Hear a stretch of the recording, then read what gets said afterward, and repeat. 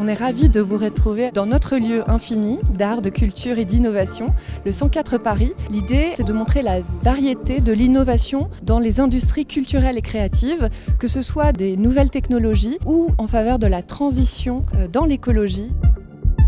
La nouveauté, c'est qu'on propose des expériences immersives, des rencontres avec les entrepreneurs, mais aussi des ateliers pratiques autour de l'économie circulaire, une fresque du numérique et des ateliers autour de la photographie argentique. On a aussi des projets pédagogiques pour proposer des films en réalité virtuelle à des publics scolaires.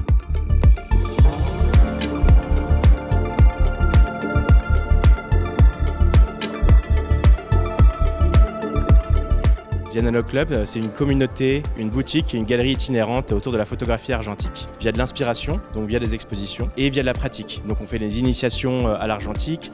Sur Omnitune, vous allez pouvoir créer et partager vos projets audio avec vos collaborateurs, vos équipes ou vos clients et récupérer tous les retours directement sur les pistes audio.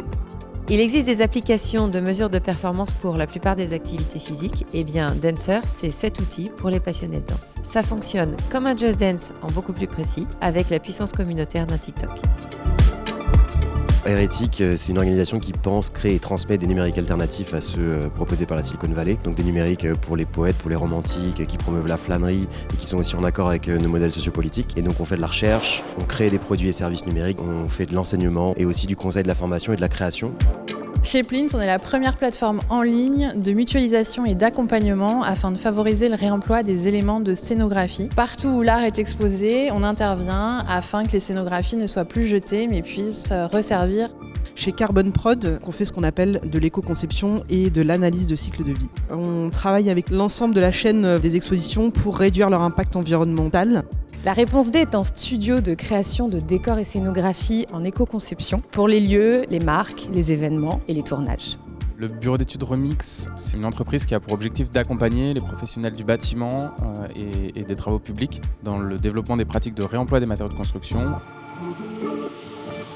Polaire Studio, c'est un studio de production engagé. On accompagne des ONG, des entreprises, des institutions publiques dans la création de contenus audiovisuels et on fait ça dans une démarche d'éco-production.